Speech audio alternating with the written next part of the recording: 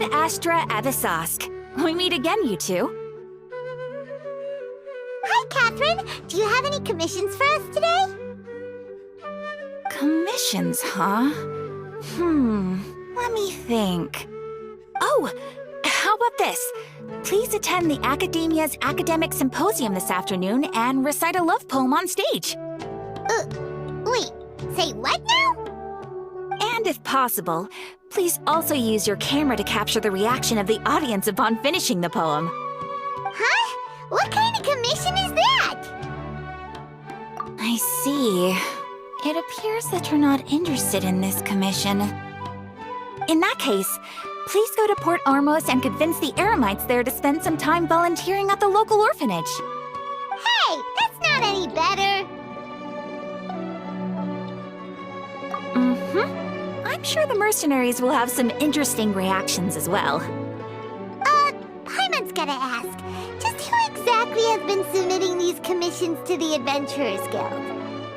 Oh, the commissioner? Well, actually, I just wanted to see the two of you in action. Was it so obvious? I was hoping you would actually take one of those commissions. That kind of chance to observe humans doesn't come by often. Ah, so it's Nahida. Paimon just knew Catherine wouldn't crack those kinds of jokes. When did you get into her head? From when she said, Ad Astra Abyssosque? So it's been you this whole time? Are you done resting up, Nahida? Yes. I've been sleeping ever since we parted ways, and I even had a really, really long dream. It was another dream about the Sumeru Festival, except it was a happy one. In my dream, I was sitting in the middle of a flower terrace, and everyone in Sumeru City was holding hands as they danced in circles around me. They danced round and round, and everyone looked really happy. I also got to sit on a gigantic flower carriage. Ferris, the Knight of Flowers, raised me really, really high above the ground, and I was throwing an endless amount of Yalda candies at the children. You know, Nahida, maybe your dream is how the Sumeru's festival really should be. It's meant to be a joyous time where everyone gets together to celebrate your birthday. Huh? Wasn't I describing a really happy dream? Why are you both looking at me like that? Wait, could this be an example of the emotion known as pity? No, we aren't pitying you. That would only make everything worse. We just don't want you to feel too sad. By the way, have you had a chance to visit Dunyarzad? How's she doing? The Homiyanis haven't allowed any visitors after the festival, so we haven't been able to check on her. Yes, I paid her a visit right after I woke up. She was resting at the time.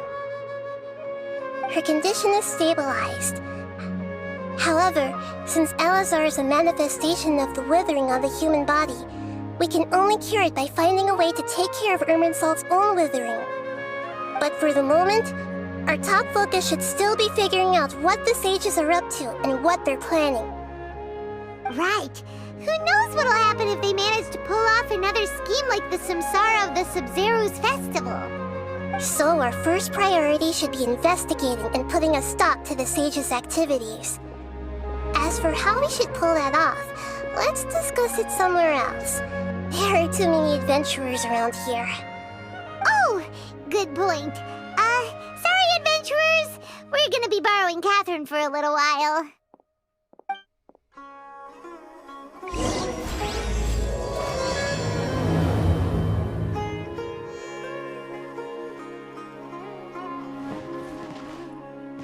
Don't you think my craftsmanship deserves a higher price? Let's continue our chat here. Okay, so do you have any ideas on how we can investigate the sages, Nahida? Actually, I've already done a little bit of work on that. But for now, I want to hear your thoughts.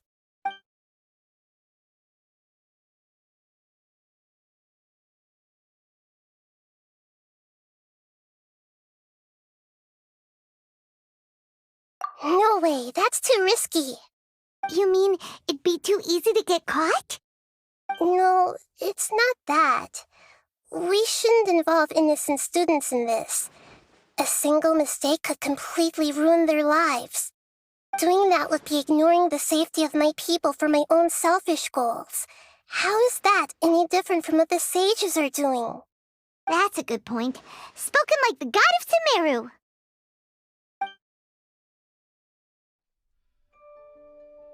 We're in the dark as of now. Since we still don't know anything about their goals, any rash move could tip them off and lead to terrible consequences. After all, every person in Sumeru City is one of their hostages. I've already tried that, but all the key members of the Academia, even the core of 30 guards, intentionally avoid wearing their Akasha terminals. It seems that from the very beginning, they've been guarding against info leaks from the Akasha.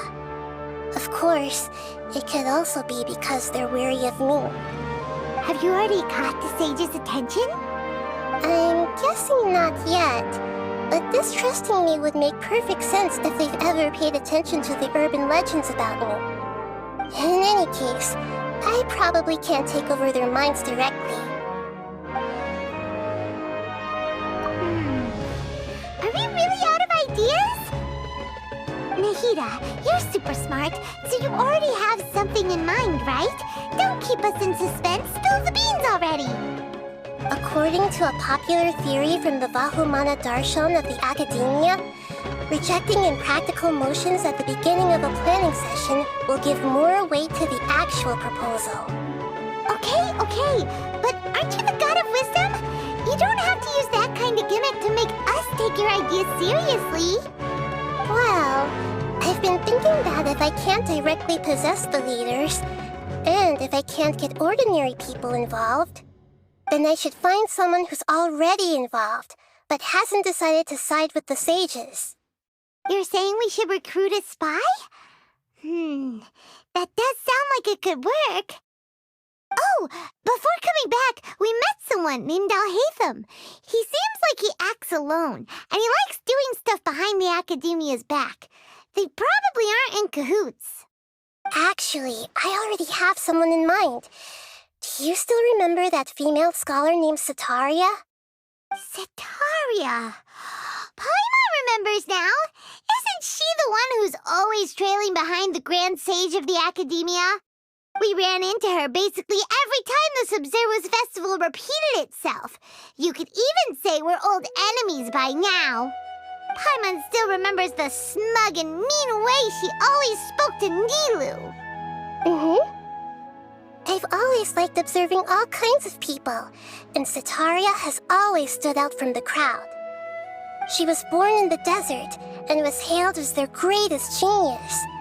Her academic gifts allowed her special admission into the Academia, and also gave her the opportunity to serve as the sage's assistant. Oh, Paimon didn't know she was from the desert. She must be pretty special then. Paimon feels like most of the desert dwellers around the city are working as mercenaries. The name Setaria means star. When she lived in the desert, she shone like the brightest star in the night sky. Later on, she was chosen by the sun. The star was given a place in the daytime sky to complement the sun's dazzling light. Soon after, the star witnessed the sun scorching the earth, which brought forth many disasters. The star began to waver. Instead of staying beside such a sun, wouldn't it be better to return and light up part of the night sky?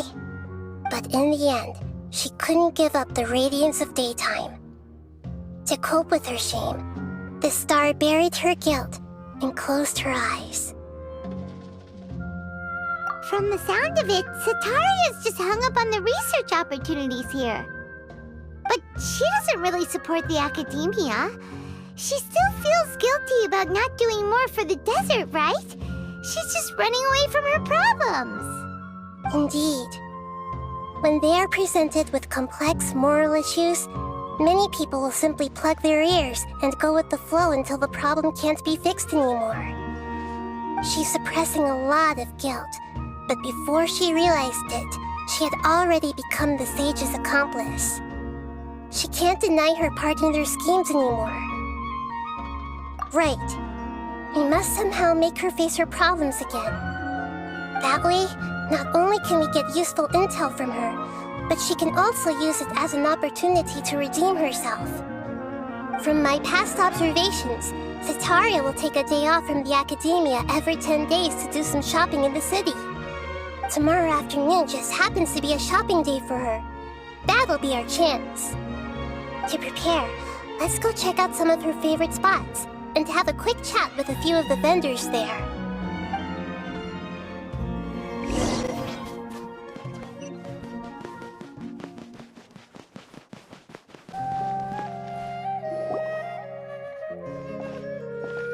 This should be Setaria's favorite fortune-telling spot.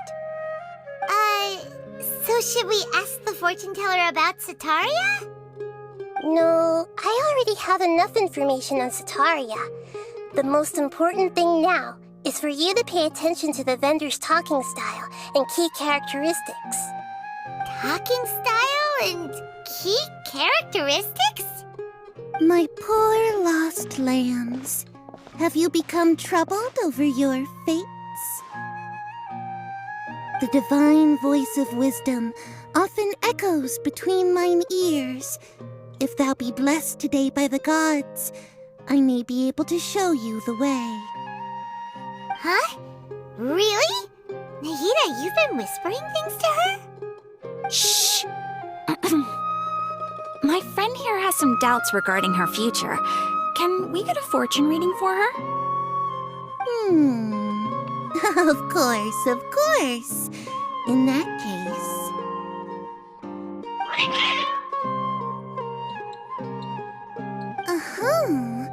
It would seem that Harut and Marut are quite wary of you. Perhaps, at some time in the past, you have somehow offended the gods.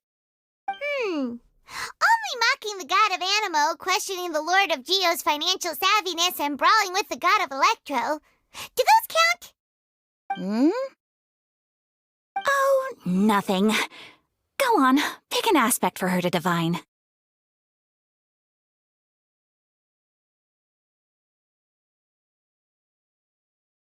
Love prospects? No problem at all.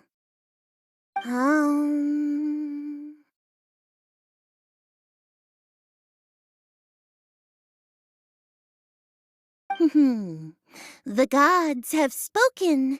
The truth shall be revealed. One who is fated to cross your path will appear on... Huh? So many people will fall for you. How could that be? Harut, Marut, did you two spoil my divination? I've never read a fortune so absurd.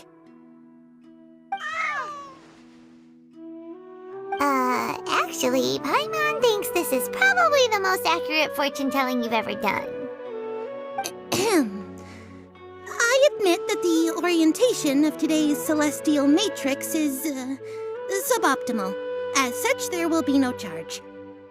Is that so? Well, that can't be helped. If you were to bring some food offerings for Harut and Marut on your next visit, perhaps they could help you reverse the wheels of fate.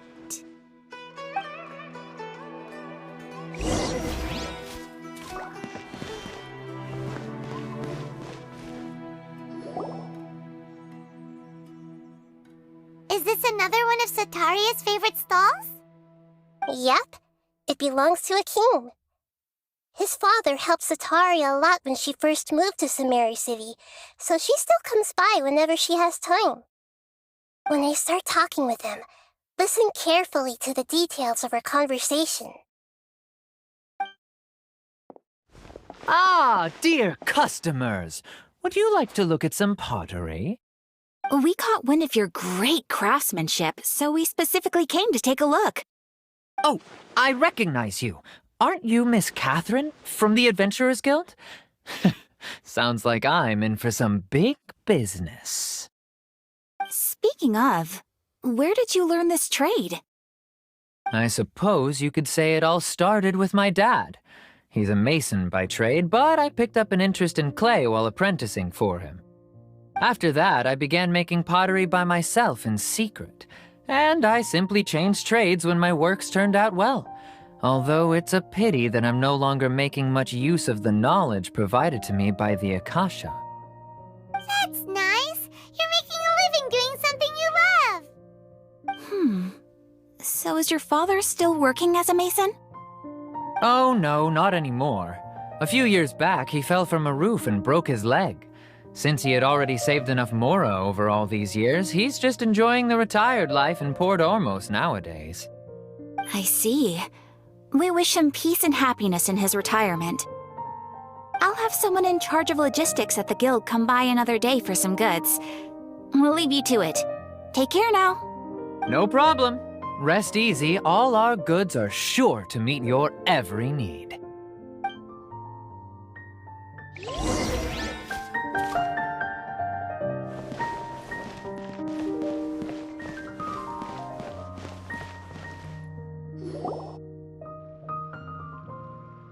This should be our final stop.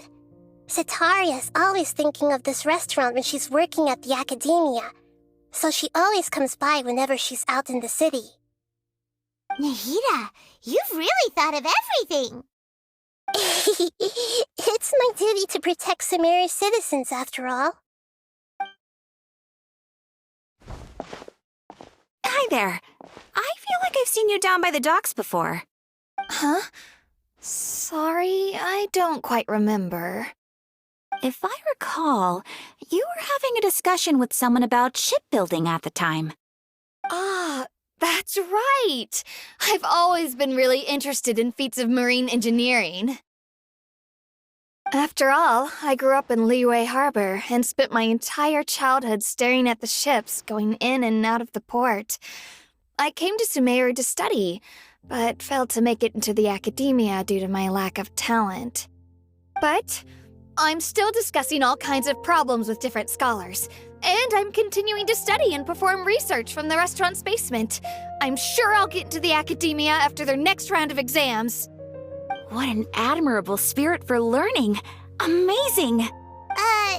Sure, but you'll find hardworking people wherever you go. So this restaurant has a basement as well? Huh. First I've heard of it. That's right. It's not usually open to patrons. Most of the time, employees use it for breaks or to hold private events. I see. Guess that makes sense. Well, good luck with your studies, Miss Chishan. Thank you so much. As long as I can make it into the academia as an official student, I'll be happy.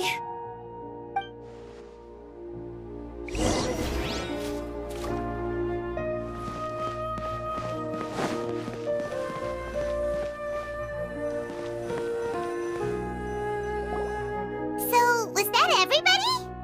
Mm-hmm. 3 familiar faces should be enough for Sitaria. What's the point of all the information we've collected? Nahida, you still haven't told us how you're planning to make Sitaria face her problems. Sitaria is already used to avoiding her problems, so we must find a way to break through her usual sensibilities. I remember that you mentioned that the Eremites in Port Ormos are all making a fuss about the upcoming resurrection of the Scarlet King. Although it's all just a boatload of nonsense, the fate of her homeland may turn out to be Sitaria's soft spot. Oh, Paimon gets it now! You want to take advantage of the guilt Sitaria feels about her homeland.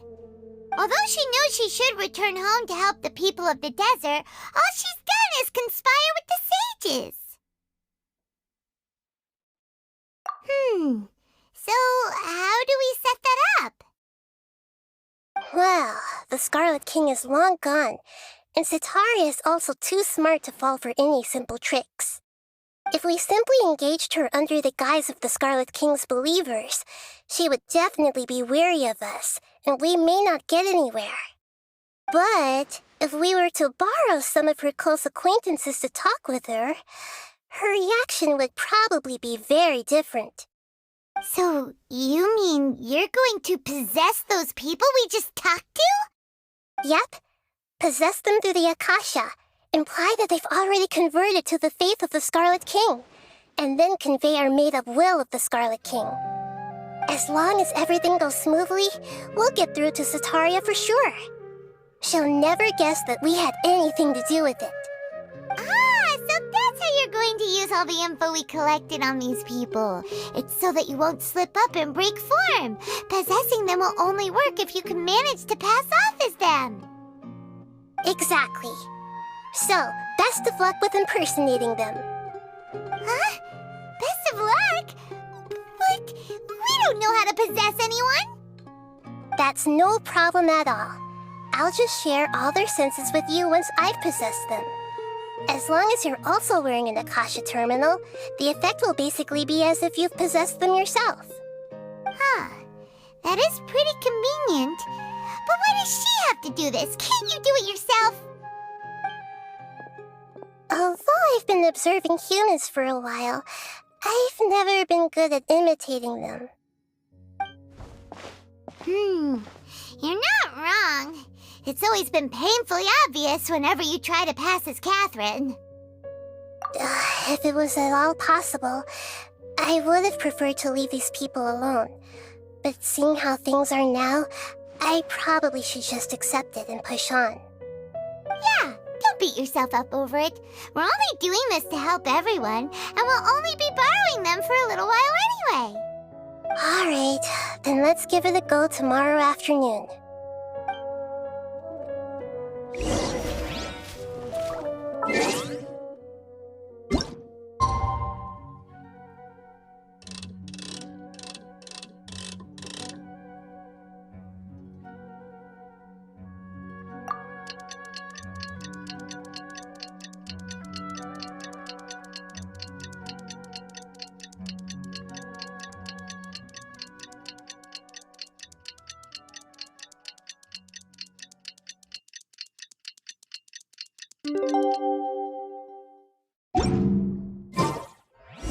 Osman.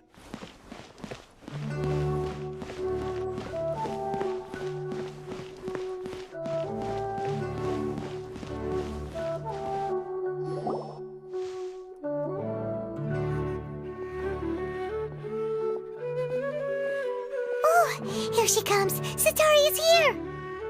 Let's quietly follow her. Once she starts talking to her acquaintances, we'll find a safe spot to begin possessing them. As for how we'll sway her to our side, I'll leave that to you. I trust you'll know what to say. Paimon's starting to feel kind of nervous. Okay, let's go. Looks like they've already started talking. Let's find a hiding spot and get started.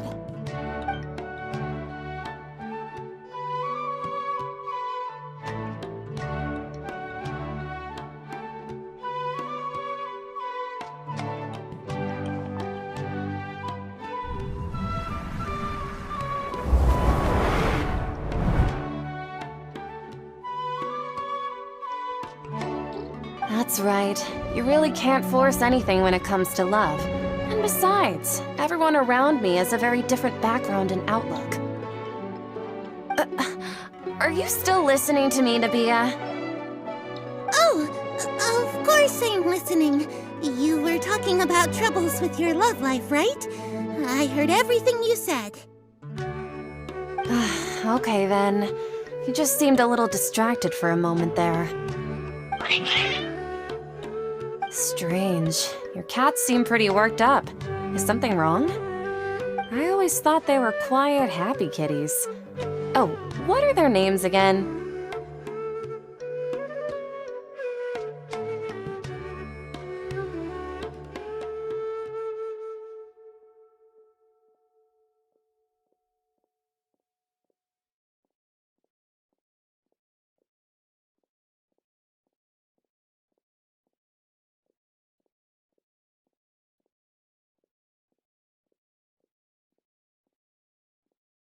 Ah, that's right. They are just little darlings, aren't they?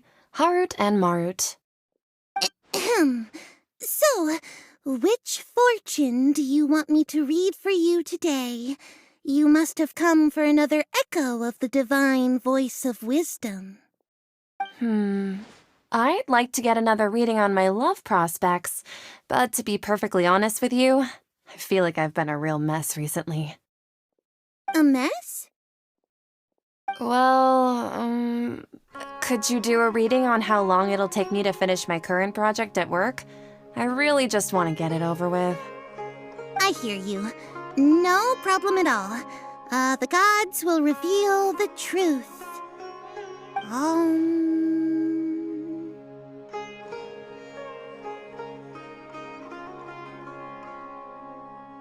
The gods are asking, Setaria, why haven't you gone home? Why haven't I gone home? Do the gods really know everything I've been thinking about? Setaria, why don't you just go home? It's a demand now instead of a question. The gods seem to be truly upset. I'm sorry. I know I failed the gods. Please pass on my most sincere apologies and ask for their divine forgiveness. And if I may ask, Nabia, is there a specific god who's speaking to you right now?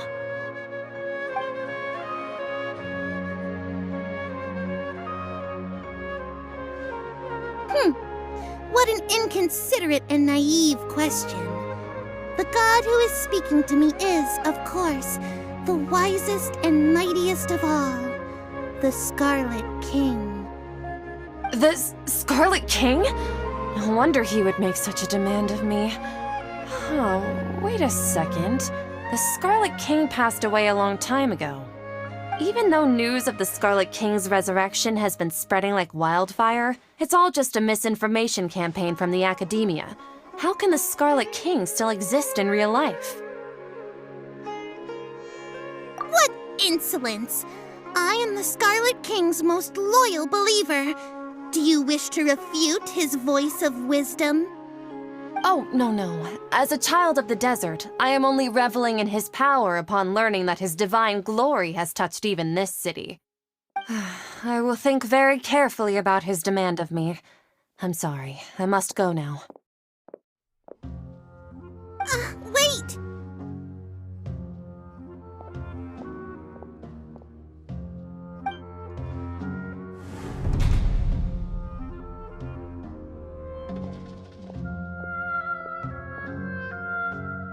Whoa!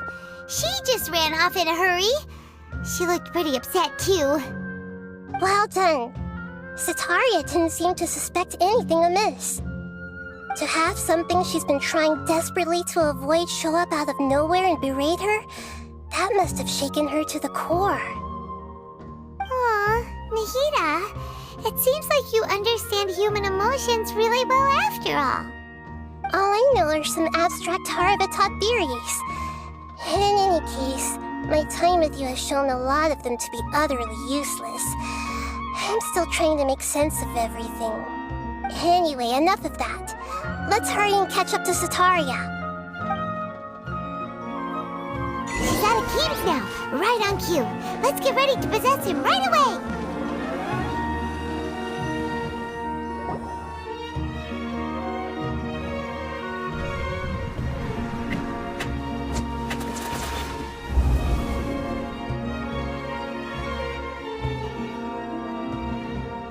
It's okay. I just got caught up in something. Oh, actually, didn't you ask me to help you look for work? What kind of work were you looking for again?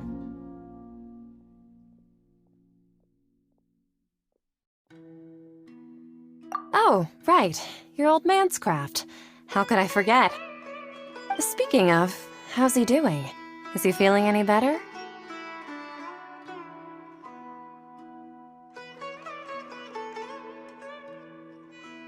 Oh, that's good to hear. I've been thinking a lot about him. If I could get some more time off, I'd love to pay him a visit. Actually, while we're talking about him, is he still living in Port Ormos? Yeah, he's been retired there for a while. If you could find the time, please write him a letter. Please pass on that recently, faith in the Scarlet King has taken root in Port Ormos and has begun to spread across Sumeru. He has a quick temper, and has always been a devout follower of the Dendro Archon. I don't want him to get into a fight with those Scarlet King believers because of a difference in beliefs. Oh? So, who are you siding with in all of this? The Academia or the Scarlet King? I'm so jealous of you. You were born a child of the desert, yet you chose to betray the Scarlet King, and now you spend all your time with those crooks from the Academia. Akeem, you don't mean you've also become a believer of the Scarlet King? What's so strange about becoming a believer of the wise Scarlet King? In fact, aren't you the strange one? The one who still can't pick a side? Can't pick a side? Me? Whoa! Paimon had no idea you'd be so good at this! You really zeroed in on the issue and put it right in front of her. It might feel a bit overwhelming for Sataria. But once everything is over, I'll be sure to pay her a visit to her mind and explain everything. Anyway, let's keep going.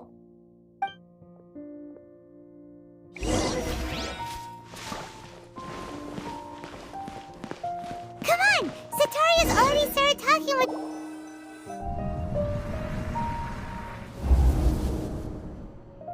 So, Shishan, have you noticed anything weird in the city lately? Like, as if someone was trying to preach to you about something? Oh, right.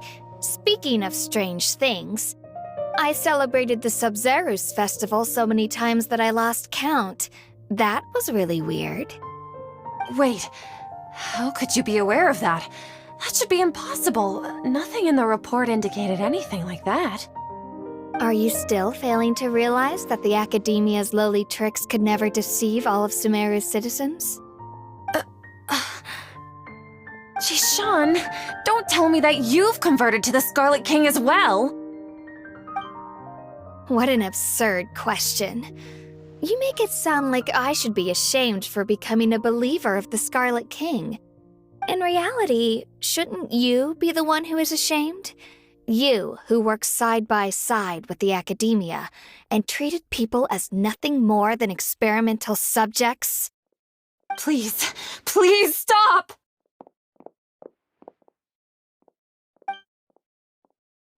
Even now, Sataria's still trying to run from her problems. She can no longer justify everything to herself. Hey, she's trying to talk to the guards! What should we do? This is the most important part of all. Quick, get ready. Mercenary, you're a member of the Corps of 30, correct? Please help me pass a message to the Matcha right away.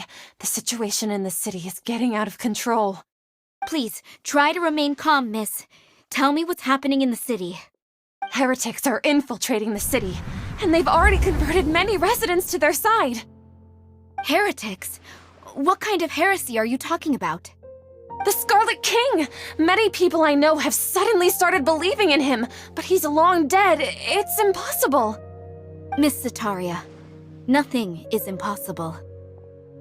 You know my name? The Scarlet King is immortal, and all who defy him will one day pay the price.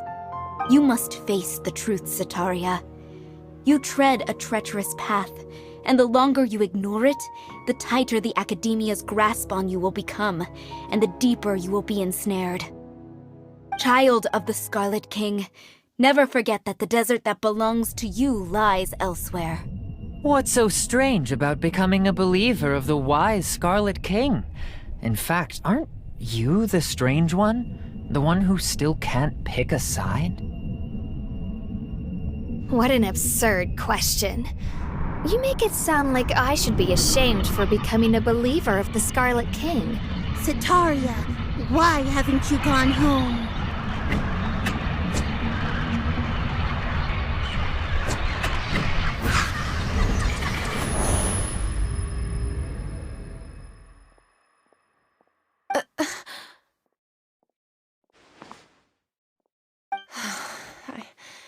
It seems that no matter where I run, I only keep finding more believers of the Scarlet King.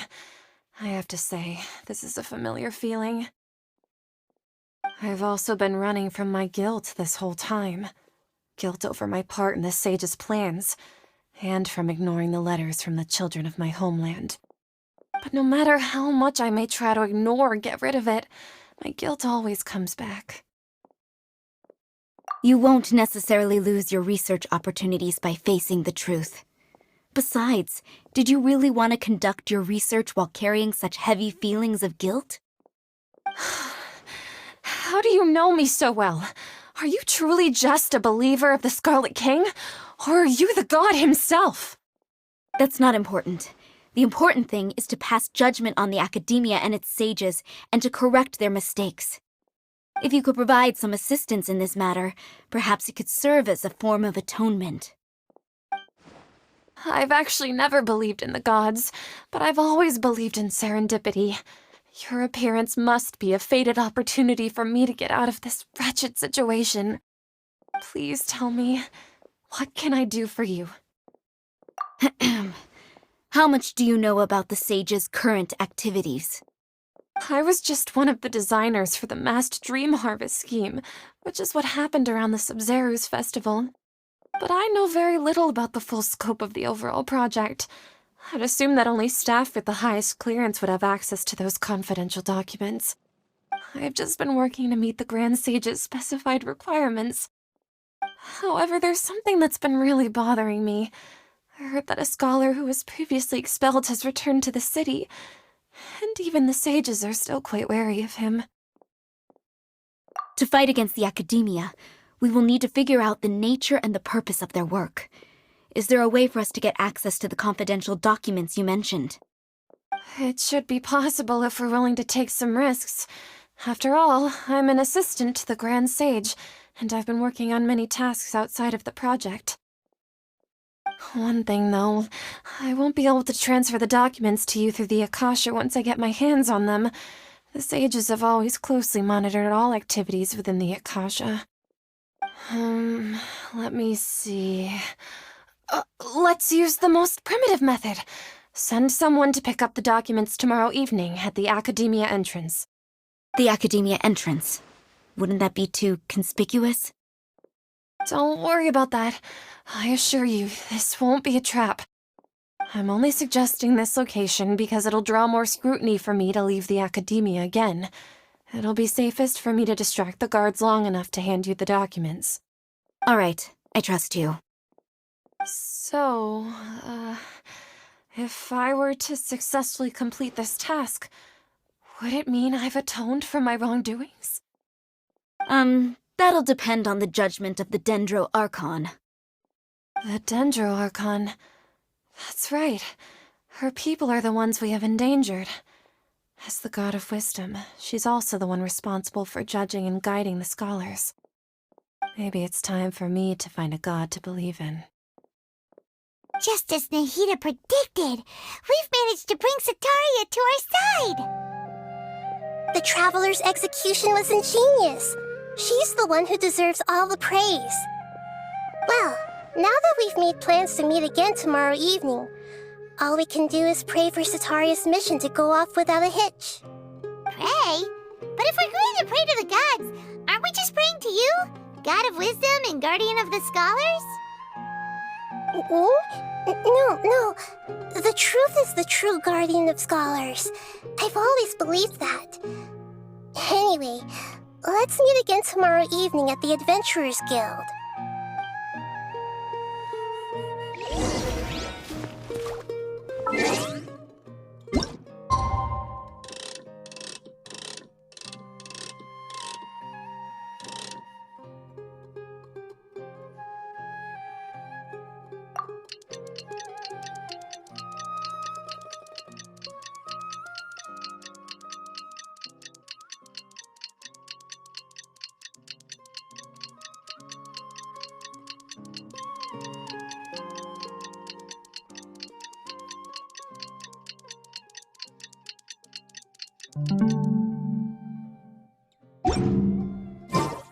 Boats are made for transferring commodities back and forth, and those that come across Liyue tend to stay a while.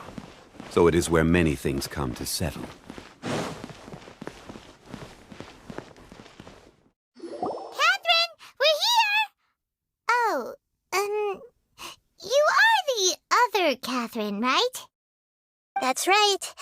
I suppose I'm the other Catherine in your mind. Shh!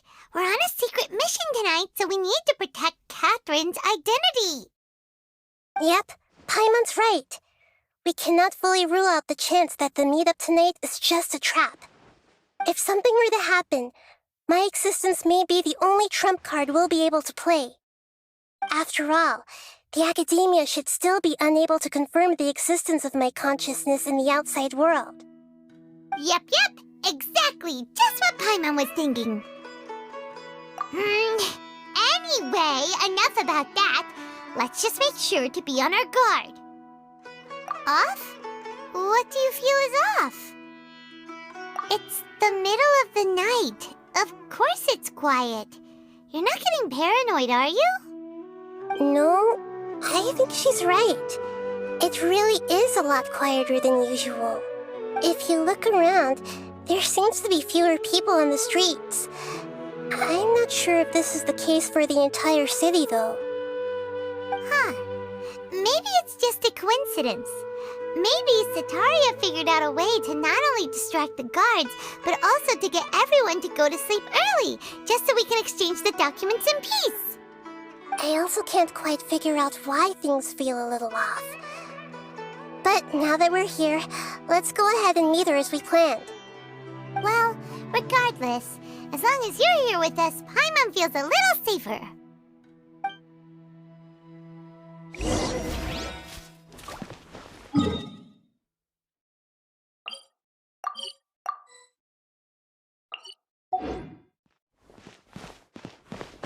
Huh.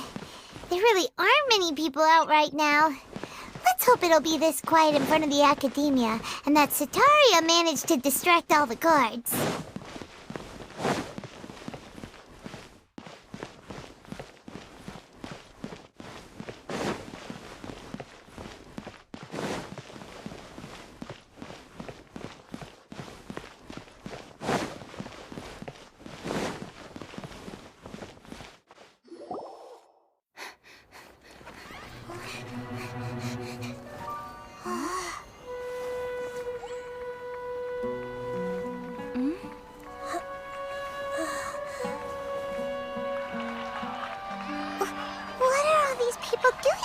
This hour of the night.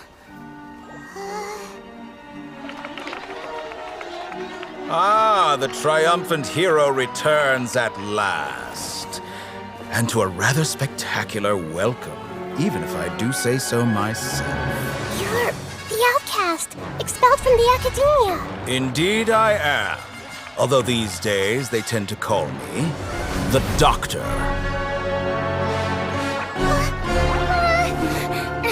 If you're looking for your researcher friend, she has already been taken into confinement. With some basic caution, she could have discovered the listening device on her person. Clearly, she lacks the degree of rigor expected of a true scholar.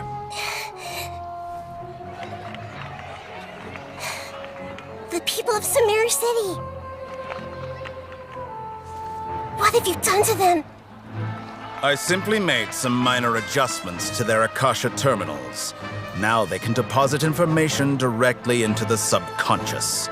As you can see, all these lovely people now believe this traveler is a hero who has just saved the world. My experiment is a success. And now it seems they can no longer hold back their sheer adoration. No, what should we do? These are all just regular people. Leave now. You need to get out of here.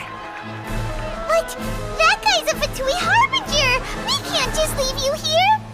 Nor can I abandon the people of Sumeru!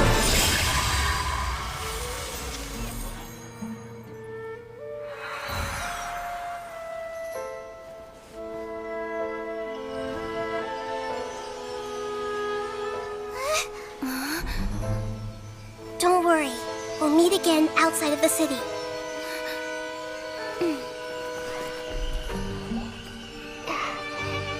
I see. You appear to have overridden their mental faculties with your own consciousness. To possess such a powerful mind, you must be the god of wisdom.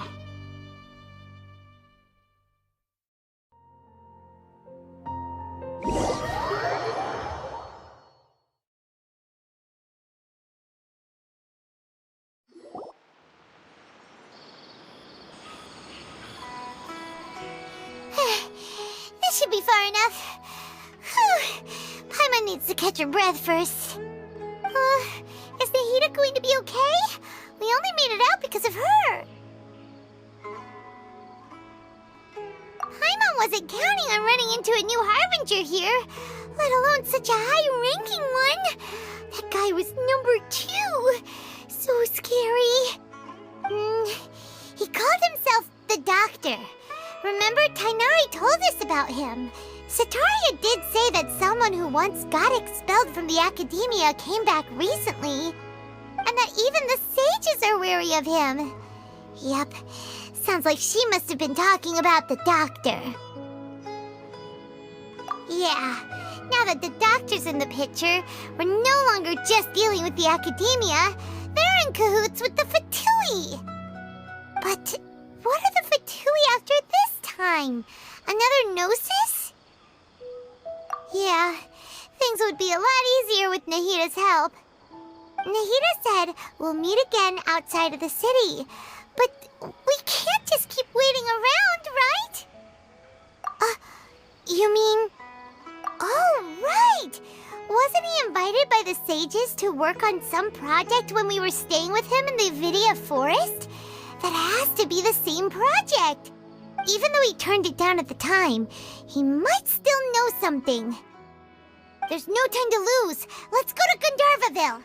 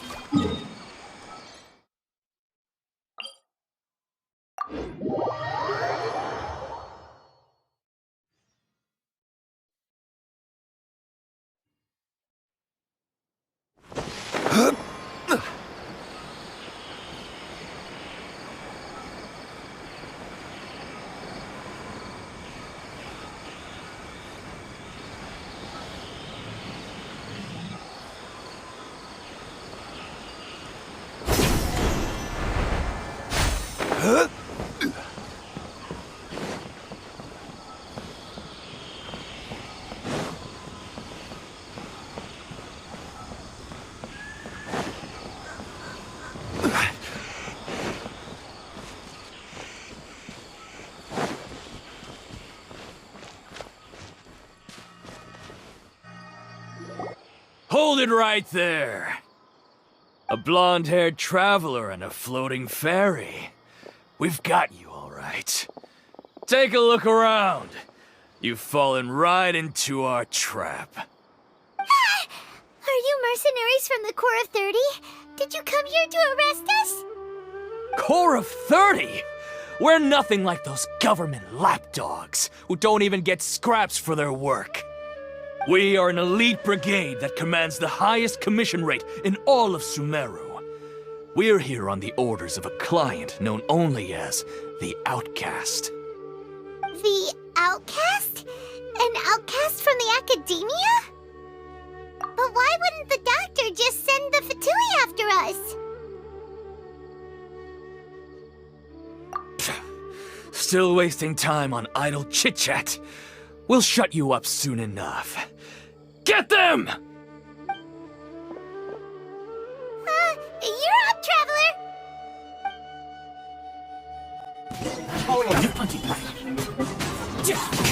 Teamwork is teamwork!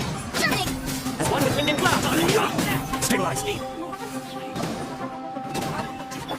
In one with nature!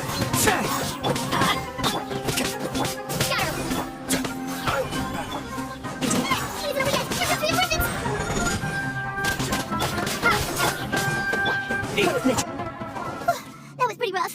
Is that what elite mercenaries are like? Yeah, looks like we'll have to keep our guards up.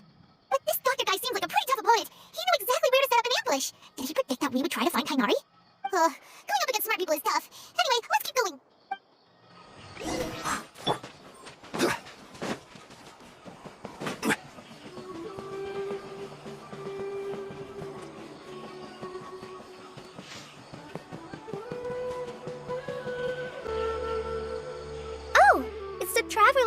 Paimon! What are you two doing back here? Kale! It's nice to see you again! Are you doing alright? To be honest, I'm not doing too well. My Elazar has been progressing at a faster rate lately. I'm finding it harder to complete more intricate tasks. As a result, Master Tighnari is taking me off the patrol schedule. He will only allow me to stay here and coordinate other people's tasks. Oh, Kale! Speaking of Tighnari, did he go off on patrol? We're here to talk to him. Oh, Master Tighnari? He just left the Avidia Forest a little while ago. He was headed to Party's DI. Huh? He left? What? Isn't Tighnari always saying that he never wants to leave the Avidia Forest? He even turned down the sage's invitation. I thought it was weird too. Master Tighnari always prioritizes his work as a forest watcher above everything. He almost never leaves his post. He left in a hurry this time, though. No, I only found out that he left through a message he left behind. He also made sure to delegate all his tasks using a schedule. To leave in such a hurry? I'd guess he had something urgent to take care of. Master Tighnari originally studied in the Amorta Darshan of the Academia, and Partis DI is something like the Amorta's research base. Many rare shrubs and grasses have been planted there for research. I know that before he became a forest watcher, Master Tighnari once spent a long time conducting research at Partis DI. A research base, huh? Gotta wonder what kind of research Tighnari just decided to work on all of a sudden. Oh, we don't have a lot of time, so let's go look for him at Party's DI.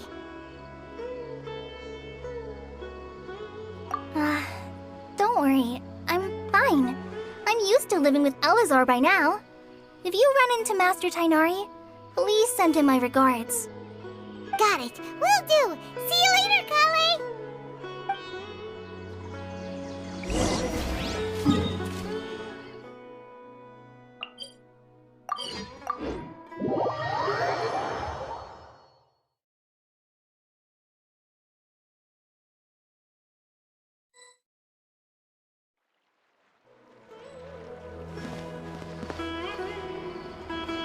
Wait!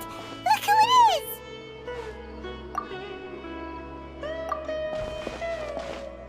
Thank goodness you're okay. We were so worried about you. Hey! This was supposed to be a touching reunion, but you're ruining the moment! Actually, it's very smart of the Traveler to be wary of me right now. After all, the Doctor has shown that his technology can apparently even control human minds. Plus, it's not like you could have known what happened after we split up and I was facing the Doctor by myself. Even a pool of stagnant water after a torrential storm can occasionally pass as a patch of sky. Paimon feels like only the real Nahida could come up with such an obscure analogy. Huh? But I wasn't trying to win your trust or anything. All I wanted was to clarify my point. Well, we understand that point now. Please, Nahida, tell us more about what happened. Are those poor people all right? When you left, I was still in the middle of restoring everyone's minds. Thankfully, when the Doctor mentioned depositing information into the subconscious, he didn't mean engraving information into their minds. Instead, he did something closer to creating hallucinations. That was still within my power to fix. Luckily, I managed to finish my restorations and mind jump away from him just as he was about to capture me. Whew. What a relief. The Doctor sure pulled out some hidden cards, but good thing we had Nahida with us. I wouldn't be relieved just yet. I gave away my true identity when I restored everyone's minds, which means we've lost another one of our trump cards. Also, the Doctor is already an expert at modifying Akasha terminals. Maybe it's only a matter of time until he captures my consciousness inside the Akasha. Would that mean you'd no longer be able to jump between minds? Then how do we stop him? He's still at the Academia, so it's possible he already started messing with the Akasha. Ugh, it feels like he's toying with us. What a nasty piece of work.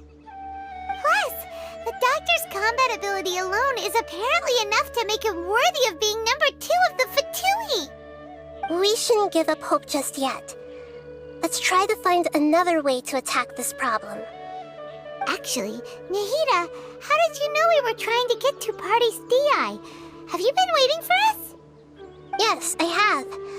I can see the Traveler's elemental energy, so I deduced your destination by looking at the direction you were moving in. You didn't come here for sightseeing, right? Did you find any leads? We're looking for a scholar we know. His name is Tainari, and the sages once tried to reach out to him. Why don't you come inside with us and see what we can find? Okay, let's just hope we won't get him into trouble.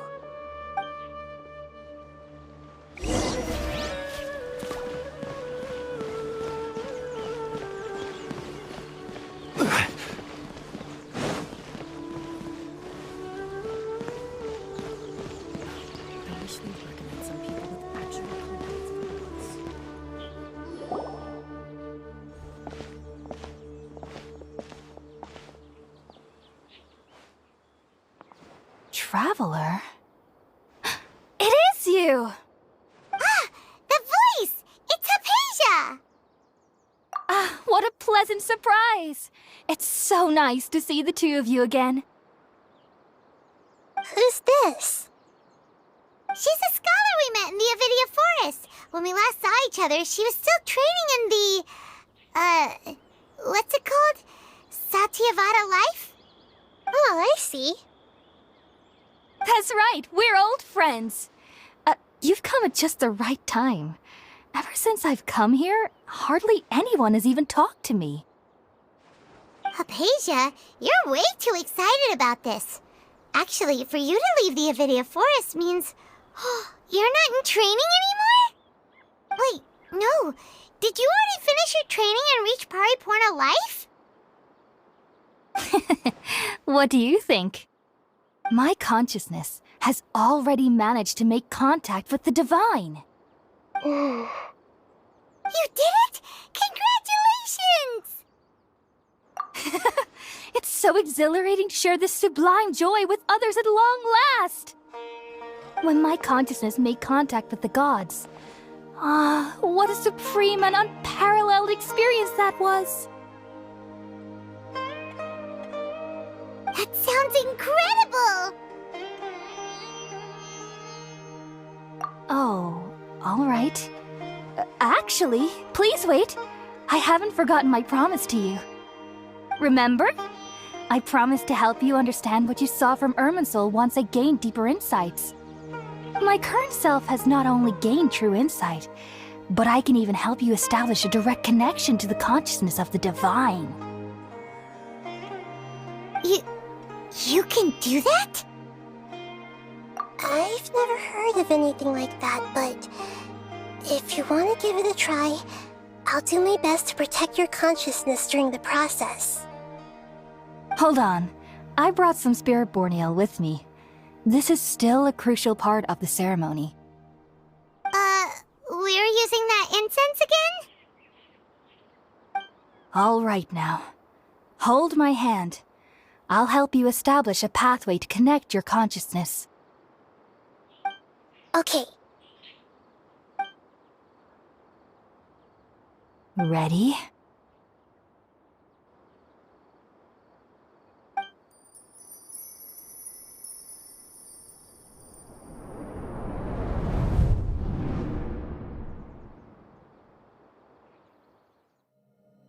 It took 3 betrayals for me to finally understand.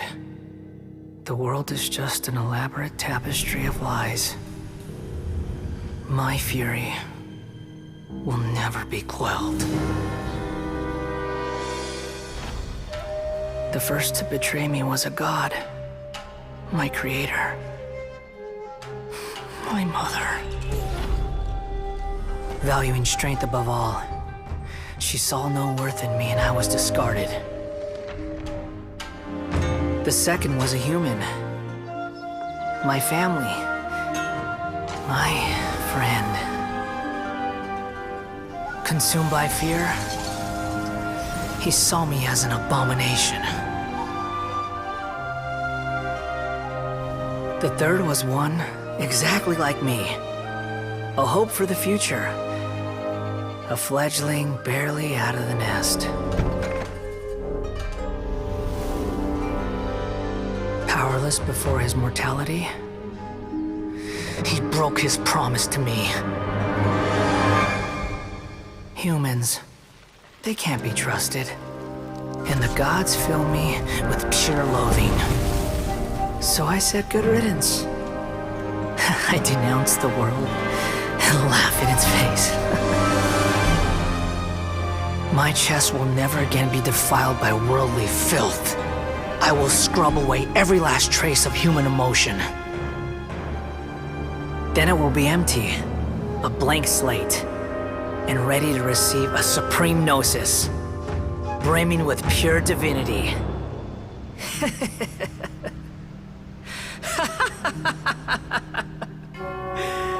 There is no need to fear. The pain will be brief. Your era is coming to an end.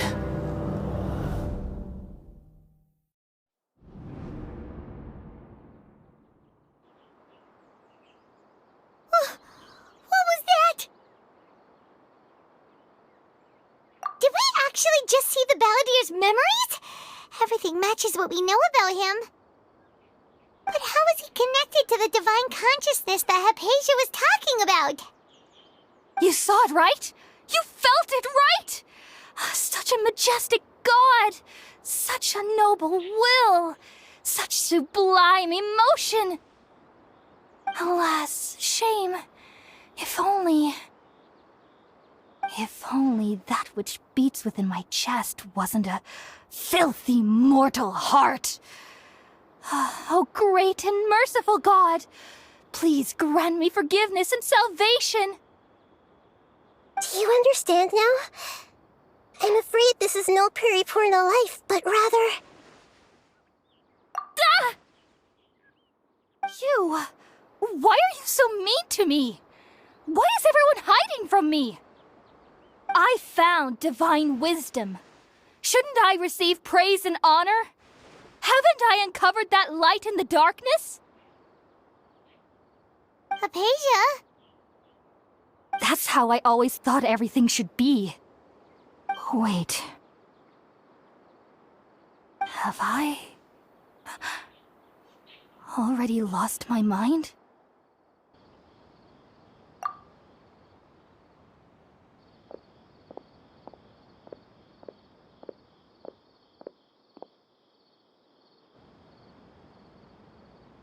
Wait, something isn't right.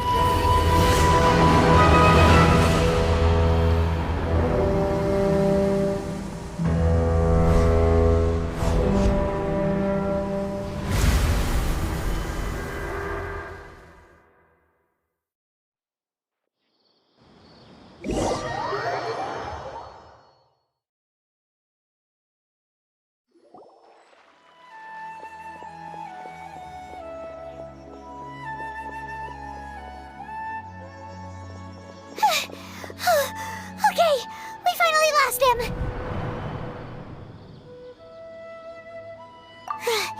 Are you okay, Nahida? Wait, no. Something feels different. You're back! Oh, the Traveler's back? Nahida was controlling your body for a while. It seemed like she jumped over to you as an emergency measure right before the Catherine puppet was destroyed. After that, Tainari heard the commotion and came over. He helped us defeat the mercenaries and then he ran with us all the way here. What? You swapped places? You mean your consciousness also went into Nahida's body? Wait, then where is Nahida's consciousness? Where is she now? I never imagined that an individual's consciousness could be transferred around like this. Had I not seen it with my own eyes, I would have never believed it. I don't think this can be achieved with current human technology.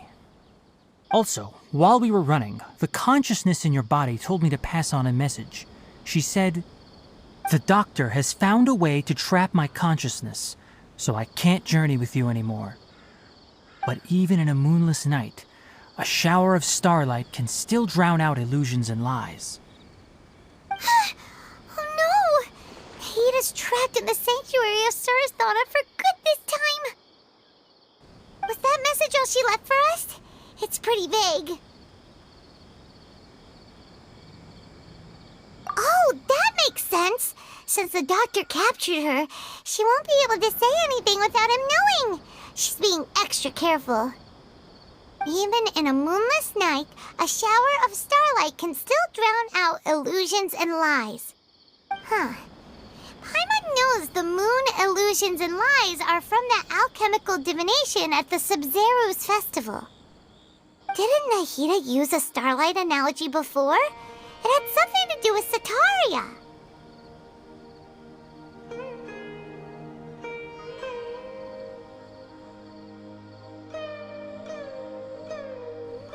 Oh, that makes a lot of sense. Huh. Do you think Nahida was telling us to go find help in the desert? But she isn't with us anymore. Think we'll be okay? Paimon, you said Sanctuary of Sumeru. Does this mean that this Nahida you're talking about, the consciousness who was occupying the Traveler's body, is the Dendro Archon? Your guess is correct, but the situation's a bit complicated, so it's really hard for us to explain right now. That's all right. A scholar's curiosity doesn't need to be appeased right away. As for the complicated nature of the situation, safe to say I have witnessed that for myself. I've spent some time with you, and it looks like the Dendro Archon's also on your side, so I trust you. Thank you, Tainari. Oh, actually, we came here to ask you a question. What do you know about the project that the sages have been working on? Ah, that.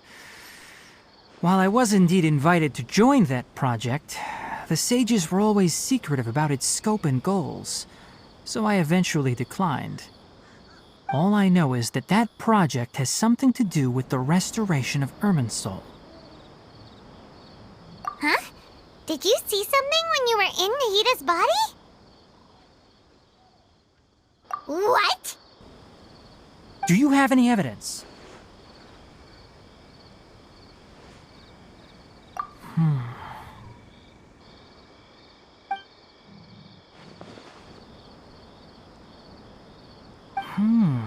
So that's what happened. That explains why Hypatia's symptoms were different from those of the other scholars who went mad. It's because she made contact with the consciousness of a new god who is still in the process of being born. Tainari, did you leave the Avidia Forest because of Hypatia? I did. I noticed Hypatia's mental anomalies, but since her symptoms were rather atypical, I secretly took her to Pardes Dii and began searching for a way to return her to her normal self. If I didn't take action, Hypatia would have already been taken by the Matra to the desert, doomed to a life of exile at Aru village. Now that you mention it, I knew the Academia has never thought particularly highly of Lesser Lord Kusanali, but I still didn't expect them to do something as arrogant as creating a new god. Looks like I made the right decision by not accepting their invitation. The Doctor and the Balladeer. We have 2 Fatui Harbingers in Sumeru. Sounds like we're in for a bad time. From your description, I don't think they've completed their project. There may still be room for us to intervene. But then, what is the connection between creating a new god and restoring Irminsul? Yeah, it feels like we're still nowhere close to figuring out the sage's goals.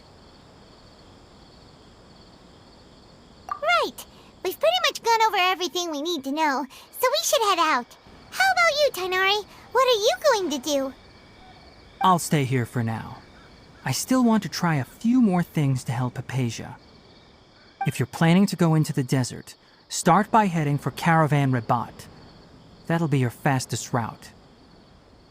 Come find me here if there's anything else I can do to help. May the spirit of wisdom go with you. Thanks, Tighnari. Hopefully Hypatia will feel better soon. We're off then.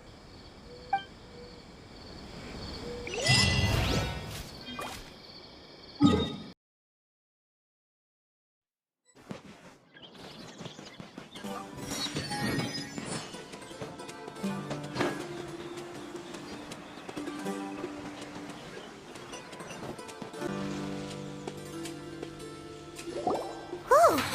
Candace, you're still fighting? You've been out here dealing with these creatures the entire time? Yes. They just keep coming in waves. I've lost count of how many I've defeated. Before I realized it, even the sandstorm had stopped. Ah! Here comes another wave! Leave this round to us. I got interrupted earlier, but now I have something to take my anger out on. It's been quite a while since I've seen the Flame Mane in action. I'll leave these to you then. I'll be sure to put on a good show. Let's go!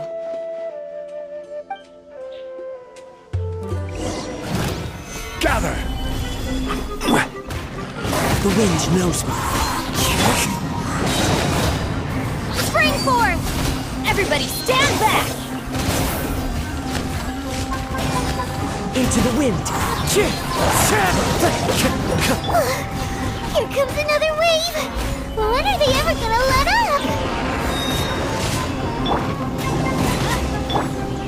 The wind knows me. Scatter!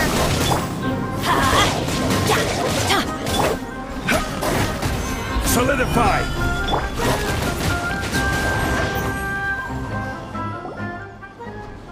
The creatures stopped appearing. Was that the last of them?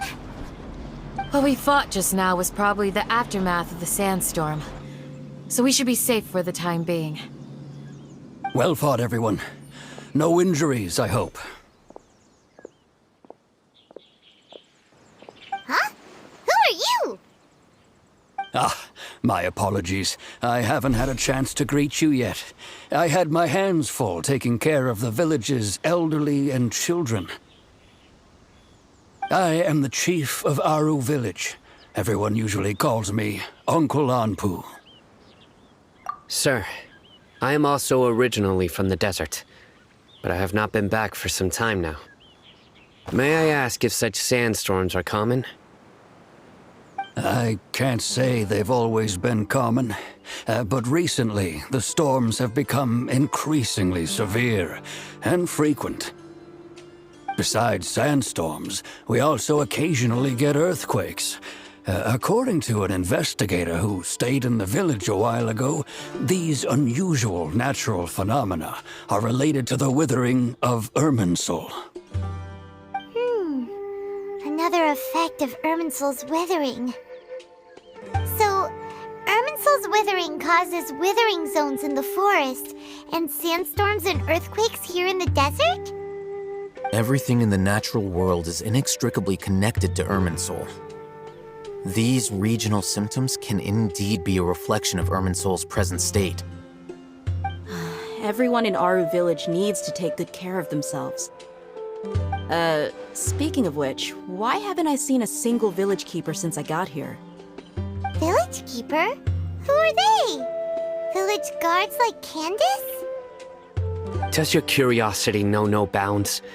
Village Keeper is how Aru Village refers to mad scholars exiled here by the Academia. Most of them are scholars who lost their sanity after a period of training in the Avidia Forest. The Academia believes that their crazed mutterings may have a negative effect on the psyches of other scholars. So, they're forcibly exiled to the desert. Though if you ask me, it's all a boatload of nonsense. Alas, that's exactly what we've been trying to investigate. One by one, the village keepers have been mysteriously disappearing without a trace. But no one in the village has ever seen them leave. If you're planning to stay around the village for the next few days, I'd appreciate it if you could keep an eye out for them. I've had encounters with those people in the past. I'll see what I can do to help. The Matra are the ones responsible for their exile. Now that you're no longer with them, are you trying to alleviate your guilt and atone for your past sins? I'm fascinated by how you think. Mock me if you will, but if you are guilty, I will eliminate you, regardless of my position or identity. Oh, you're the former General Mahamatra. You must be an expert in these kinds of investigations. Thank you for your help. Is it because you're reminded of Hypatia? Oh, these poor scholars. First they lose their sanity, now this! We need to help get them back home, safe and sound. But, is it really a good idea to tag along with Sino? You seem like you really don't trust him. I'll be grateful for the assistance. No doubt you will do a better job than some of my former subordinates. Let's start by finding a spot to share what we know so far.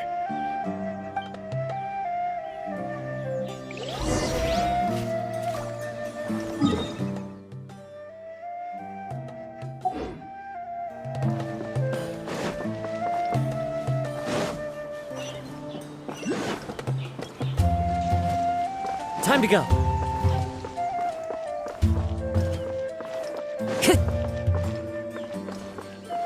Time to go.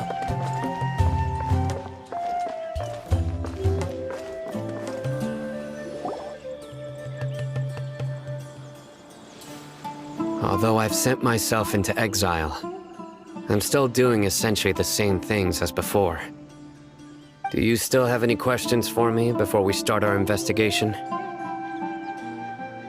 One of my former subordinates told me that this title has its origins in a strange incident. The Academia has long exiled mad scholars to Aru Village. A mysterious phenomenon exists here. When mad scholars first arrive, they are as incoherent and deranged as before. But after spending some time here, they invariably begin to calm down.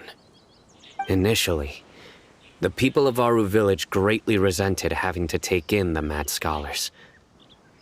But a strange incident one night changed that. Aru Village was struck by the strongest earthquake in living memory. Seeing buildings on the verge of collapse all around him, the then chief of the village was preparing to take everyone to safety. Suddenly, he noticed a mad scholar crouching in a corner, caressing the ground with his hands. A soft, green light radiated from him, like a divine glow against the backdrop of night. Despite the powerful tremors that ripped through the ground that night, all the houses remained upright, almost as if they had grown roots reaching deep into the ground. In the end, not a single building collapsed, and no one was hurt. After that, the people of Aru Village treated the mad scholars with greater kindness, and began to refer to them as the village keepers. A soft green light? A mad scholar protecting Aru Village? What do you make of it, Traveler? Paimon so too. Actually, Sino, do you know if any of the mad scholars continued to wear their Akasha terminals at Aru Village? In theory, they would continue wearing them so the academia could still monitor their activities. With that said, the main Akasha system would no longer have any interaction with them. Oh, no wonder! Everything makes sense then! Add in the fact that they calmed down, it was probably Nahida who calmed them. If you are able to draw a conclusion from this one story alone, then it appears you possess much more information than I do. So, what do you make of the story?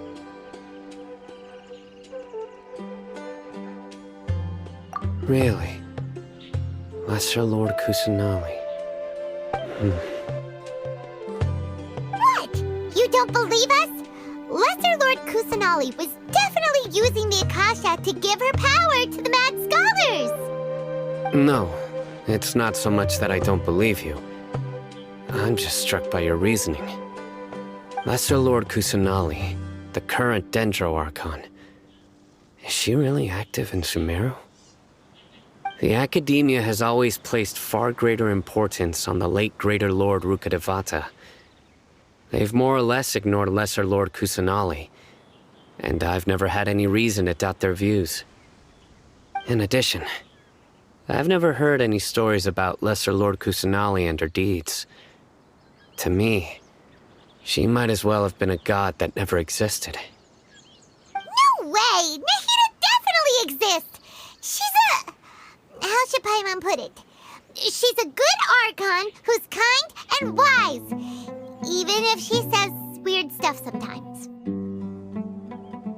I've spent many years interrogating criminals, so I can easily tell when someone is lying. Good! Then you should know that we're telling the truth! That look in your eyes. I've never seen that from a liar. You two really must have met Lesser Lord Kusanali. How can this be? To think, our Archon has been amongst us this entire time. Alright, now it's our turn to put our skills to good use for this investigation. But easier said than done, especially since we don't have any leads. Maybe we can start by knocking on some doors. Excuse me, are you here to help me find my grandpa? Huh? Who are you? By the sounds of it, a resident of this village. My name is Isak. You'll help me find my grandpa, right? Is your grandpa a mad scholar? Hey, don't say that. Grandpa is just Grandpa. Why do you have to call him that? It's not like he's a bad person or anything. The person you're referring to is not a local, yet you are. Why do you call him Grandpa? Grandpa is just Grandpa. He's my family. I heard everything you said to the village chief. Please, you gotta take me with you. I want to find my grandpa.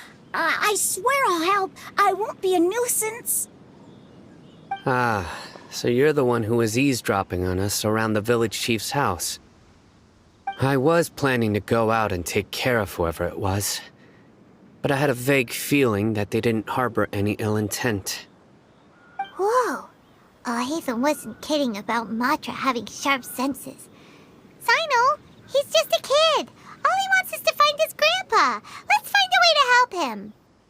Sorry. I was only listening in because I wanted to know where Grandpa went. Honest. If you don't believe me, you can ask Miss Candace. All right. But first, let's confirm the facts with Candace.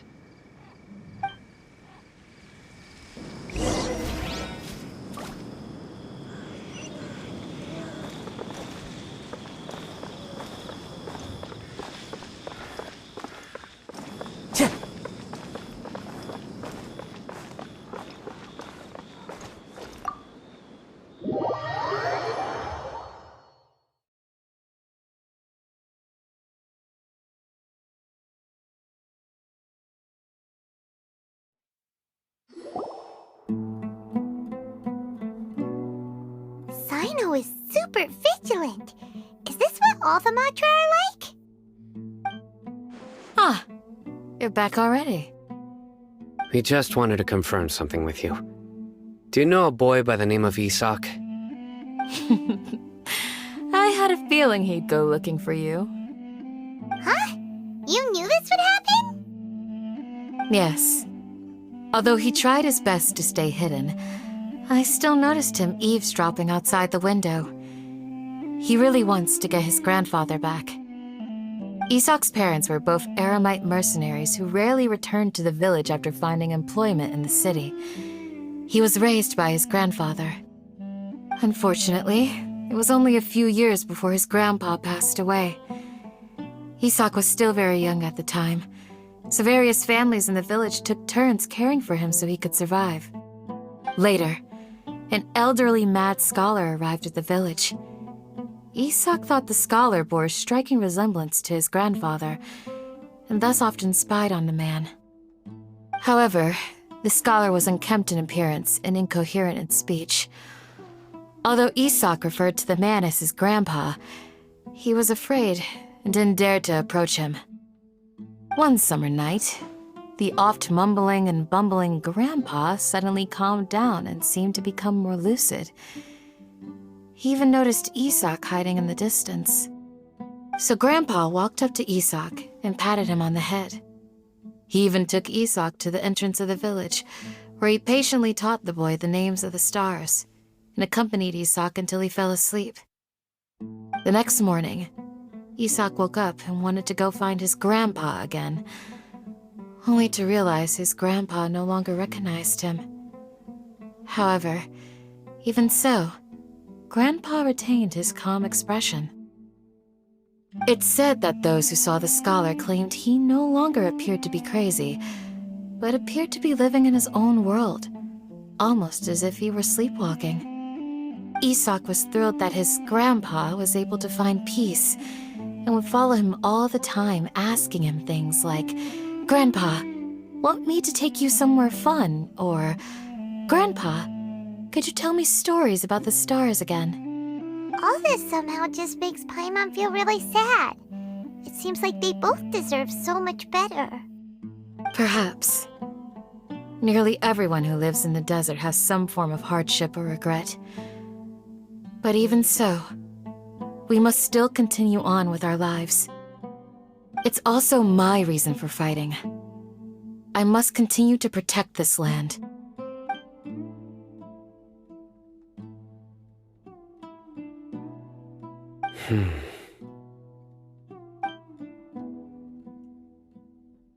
Maybe the people have always had a considerate god watching over them.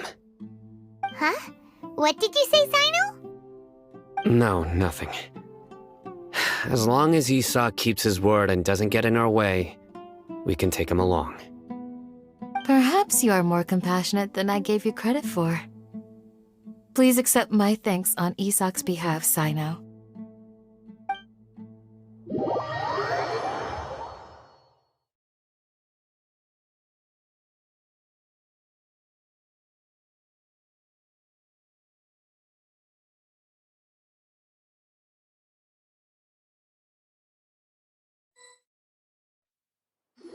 Hey, Isak! Oh, it's you guys! We've cleared everything up. Let's go find your grandpa. Really? Wow! Thank you so much! Yeah! Alright. Let's ask the local residents some questions first.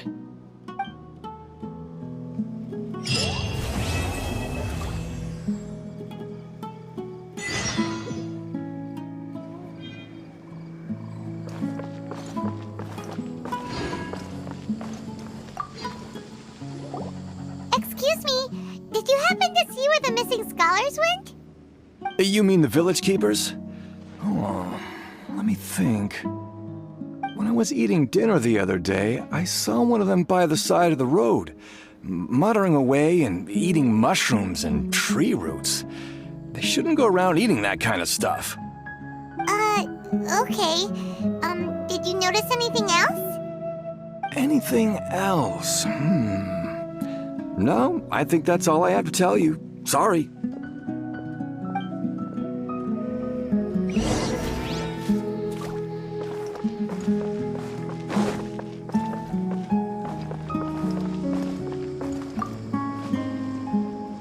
The scholars that have gone missing, have you seen them?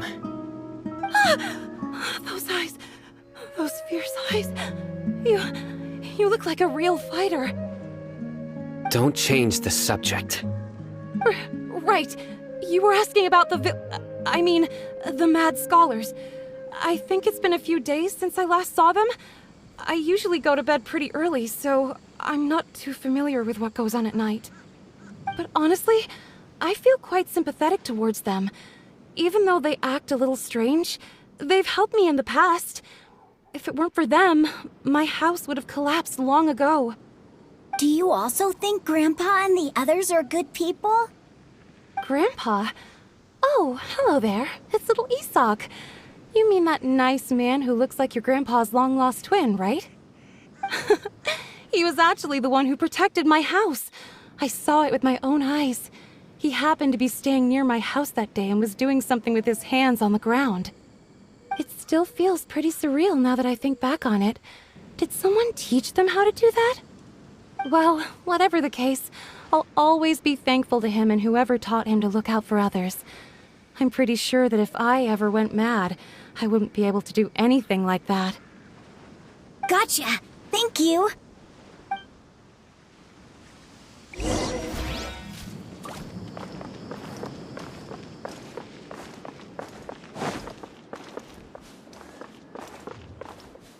Stay safe and don't get hurt.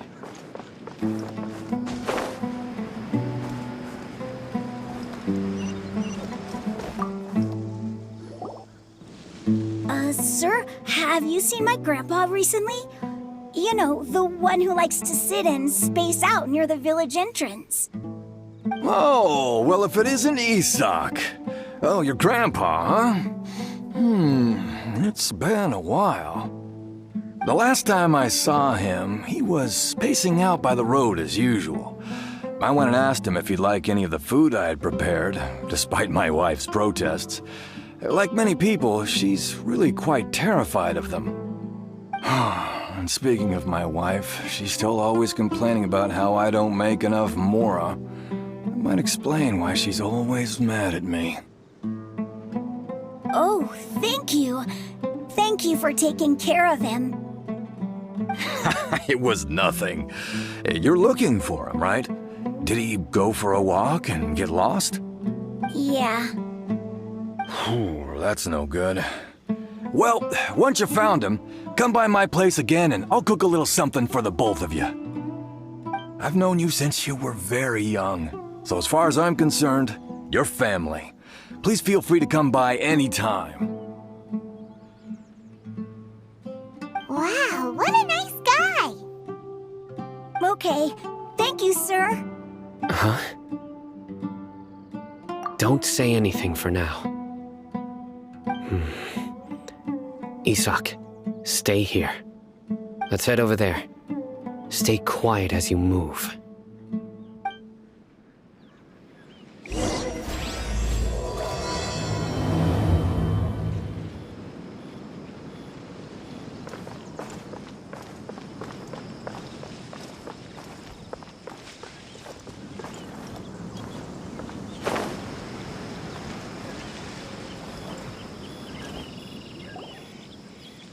Listen, see if you can make out what they're saying. Have you heard? The mighty Scarlet King, the sovereign of our faith, will soon return to this world. Yes, of course I have. The Scarlet King is the one and only true ruler of this land. I've never believed in any other gods. Still, you say he's coming back, but it sure doesn't feel like life's about to change around here anytime soon. What's your proof? Haven't you noticed? The village has been getting more deranged scholars than ever. Delavar was saying that many people also went insane just before the fall of the Scarlet King's civilization in ancient times. We don't quite know why, but it seems like there's some sort of connection between insanity and the Scarlet King. Isn't it a sign of the Scarlet King's power that all the mad scholars have disappeared?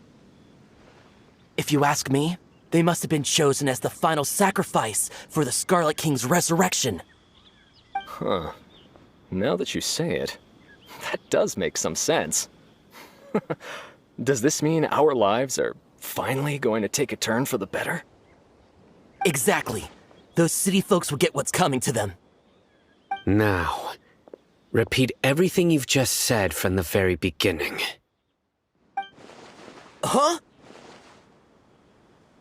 Who are you? Where did you come from?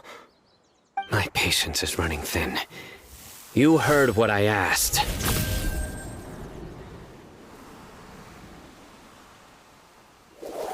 Yeah, bro, this guy's something else. Just look at his eyes. One wrong move, and he's gonna flay us alive. Let's not get on his bad side, okay? I am no match for this guy. Oh, okay, good sir. What is it you would like to know? Tell me about the Scarlet King's resurrection. Well, I only know a few things from hearsay. I went for a drink the other day and heard others talking about a rumor that the madmen will disappear, and that the Scarlet King will return to this land. I'm not making this up, I swear! Hey, go on. Keep talking. It's true. It's all true, sir. We desert folk have had more than enough of those people at the academia. They keep sending us all their mad scholars and won't let us have a good life. Would you want to live like this if you were in our place? The radicals were even more thrilled than me when they heard the news. We're all praying for the Scarlet King's speedy return. Delavar also said that once the Scarlet King returns to our side, it's only a matter of time before we conquer the land on the other side of the wall. They're all willing to serve under the Scarlet King and fight for a share of the glory. Is that so? Seems like he still wants to know more. Keep talking. Got it. At first, I told myself it was just the drink talking, but then all the mad scholars vanished without a trace, just as the rumors said.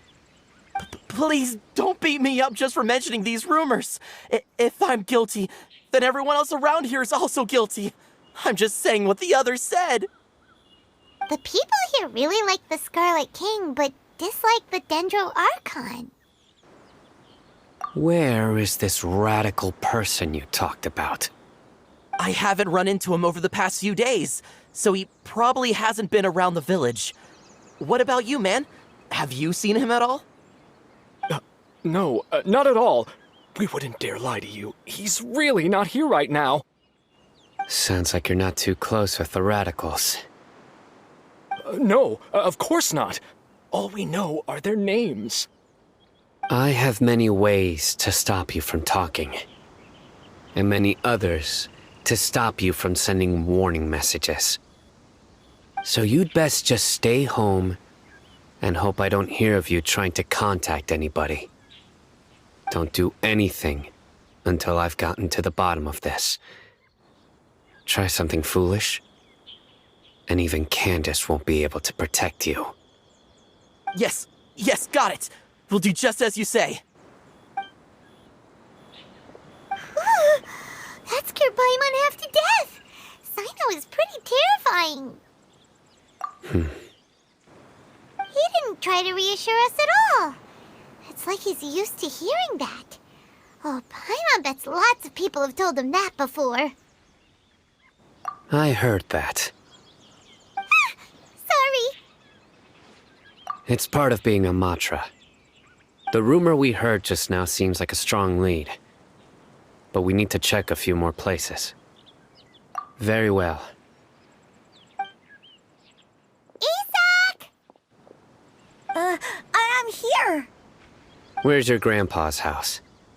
Well, I can take you there. Just follow me.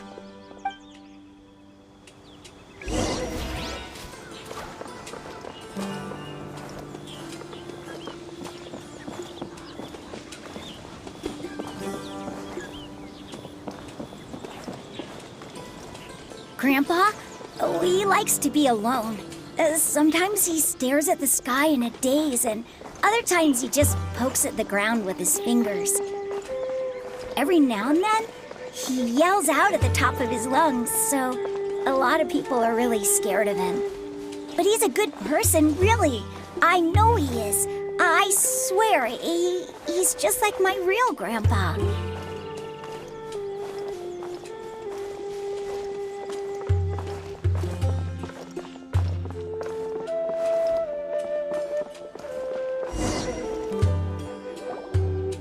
Well, this is where Grandpa usually stays.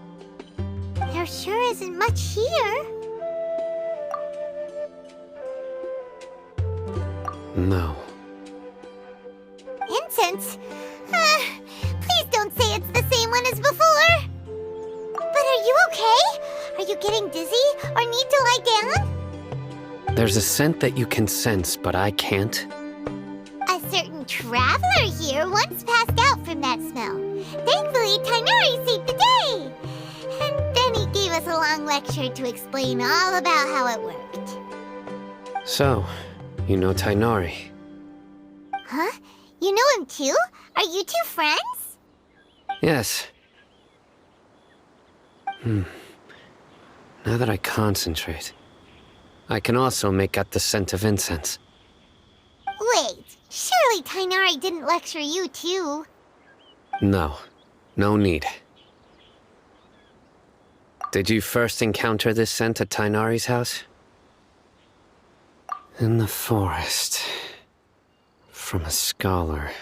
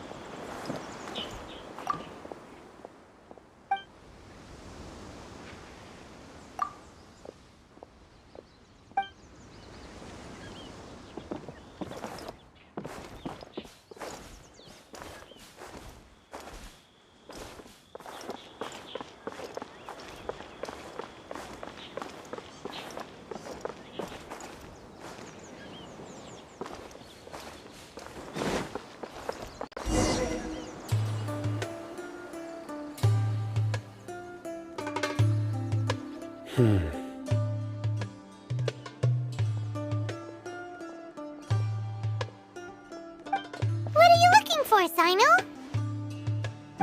Here it is. Take a look right here. Paimon doesn't see anything. Although the traces have been completely buried in the sand, there are footprints here. From the size and shape, they belong to an adult male. This pattern is a common one from this area. Local shoes. This was probably someone from the village. The scent is quite faint, but still extant. The footprints head in the direction of the door. But who would come looking for Grandpa? He doesn't have any friends. We'd have to ask whoever lured him away with the incense. Huh? So you can lure someone away with just a scent? Hey! What's wrong with liking good food? Everyone's got something they love in life. Exactly. Most scholars are fond of incense, since the smell supposedly helps them clear their minds and discover new knowledge. Even deep within the clutches of madness, they still yearn for their knowledge-seeking days, and will follow the scent whenever it presents itself. No, Grandpa. So, someone's taking advantage of their weakness? Huh. Still, why would anyone want to abduct all the scholars? Are the rumors really true? Could the disappearance of all the mad scholars have something to do with the radicals? It's highly likely. Please, you have to save my Grandpa. Grandpa's never done anything wrong. Please help him. Sounds like we'd better help get him back. Don't you worry, Isak. We won't let whoever took him get away with it. Let's head to Aru Village and inform Candace and the others about what we learned here. After that, we'll set off to find the scholars.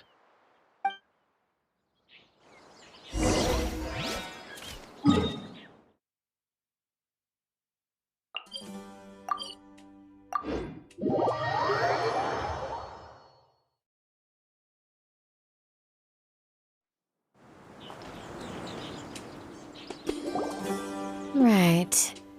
The darker fabric definitely looks a lot better. That'd be my choice, too. We're back, Candace! We've got a lot to tell you. Ah, welcome back. Sounds like everyone's friends already. Oh, Dia's here too! You bet. So, everything goes smoothly? Reasonably. Alhaitham didn't go with you? We haven't seen him at all. Huh. I saw him around the village entrance earlier and figured he was investigating with you. I guess he must have gone off on his own. Did you find out anything useful?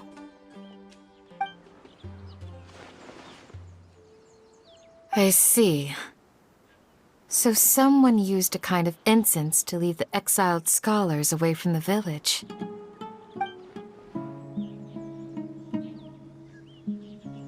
The resurrection of the Scarlet King? First I've heard of it. Far as I know, the kind of incense you just mentioned is only popular beyond the wall. Scholars are fond of it, but as you can see, there aren't many scholars still studying around these parts. No seller would be able to make a profit here. Not to mention, making incense is a labor-intensive process. You won't see anybody in the desert with the patience to make or sell something that requires that kind of effort. It seems someone from beyond the wall must have been supporting this. Makes sense. So what should we do then? Do we go back to the academia and search for leads there? If it was any other day, that would be your next logical step. But today, you've got me on your team, so you get an extra tip. Didn't you say that the villager got his news from the tavern? Well, I also like to drink at the tavern, so I know a thing or two about these radicals he mentioned. If Paimon remembers correctly, the leader of the radicals is some guy called Delavar. Ah, yeah. Delavar, the scar-riddled bandit, Enger, the wide-eyed butcher, and Jabari, the duck-tailed bearded crook. The whole lot of them are known around these parts. These guys have one thing in common, and that's being broke. The rougher life gets, the more they want to believe in the Scarlet King. Way they see it, the Scarlet King's resurrection is their only chance at overthrowing the academia. Throwing all of Sumeru into chaos is the only way to change the way of life here in the desert. Anyway, that's my guess why they've chosen to become radicals. Tia! You're amazing! You really know this place inside and out!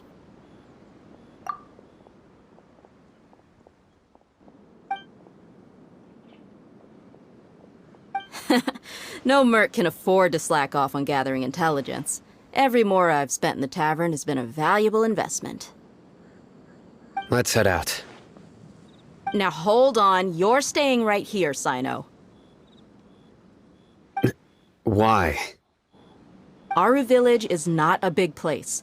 Outsiders stand out here like a sore thumb.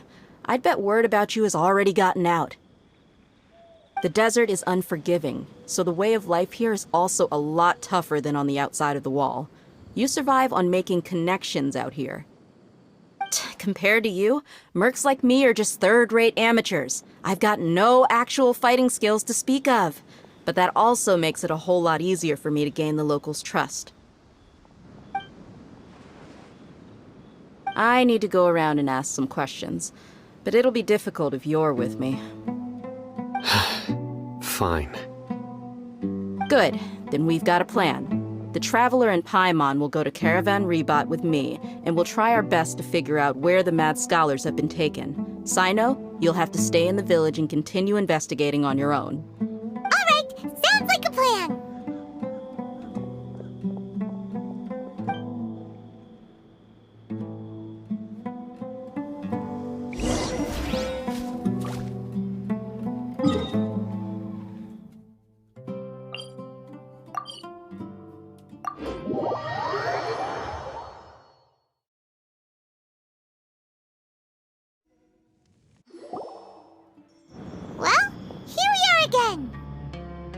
Sounds like you're starting to get familiar with the area.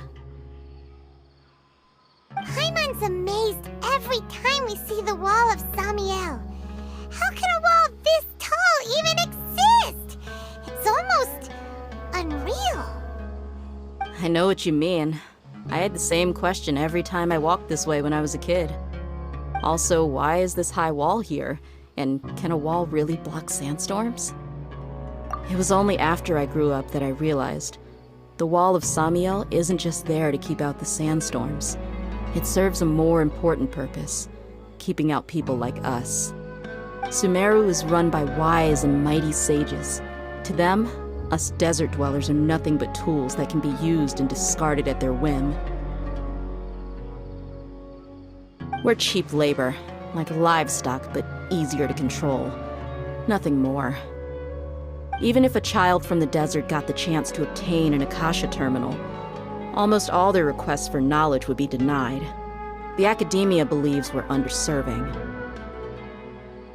Geniuses like Sataria are 1 in a million. The other children never get a single chance to try and rewrite their fate.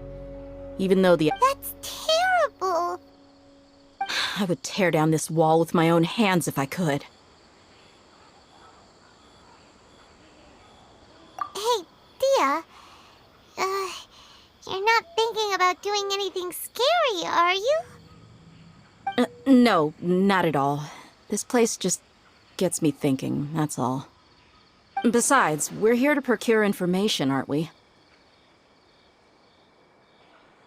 Yep! We gotta catch those— Shh! Caravan Rebot is crawling with people, so be careful what you say. We don't want anyone to find out what we're here for. Our mission started the moment we arrived here. Let's go check out the tavern. Maybe we'll find someone I know.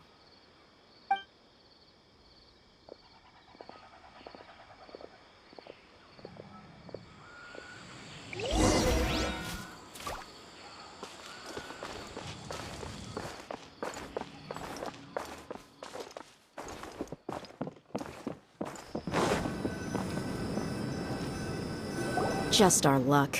None of them are here today. You mean, you don't see anyone you know? Dia, is that you? What a coincidence. Zaki. Finally, a friendly face. Oh, and who do you have with you here? Guests from another land? Hello! I'm Zaki. Dia's, how would you put it? Drinking buddy? We've had drinks together a few times. You could say we go back a ways. Anyway, as far as my friends here, they aren't too shabby, are they? You rarely see any Outlanders so friendly and respectful nowadays. Absolutely. Much better than those people on the other side of the wall. So, Dia, are you looking for someone? Yeah. Have you seen Enger, Delavar, or Jabari recently? Of course I have. Matter of fact, we were all here drinking together just a few days ago. I've got a spice trading deal from another nation. I thought maybe Delavar and his friends might be interested. Know where I could find him? Ah, how thoughtful of you. Then I assume you also know that Delavar's been having a hard time making ends meet these days, so you came here to help him out? Hey, keep it down. Let's just say I prefer to keep this deal a secret. Y'all at Caravan Rebot are like family. If there's more to be made, why not do it together? Besides, Delavar and his friends have muscle. They'd be a good fit for escorting the goods. Yes, how considerate of you. Delavar's my friend too, so of course I can take you to him. Come with me.